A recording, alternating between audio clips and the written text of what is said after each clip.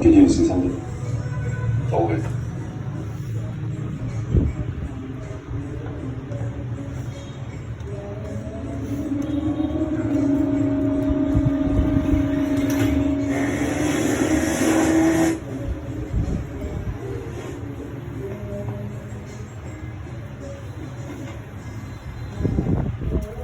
請上樓上。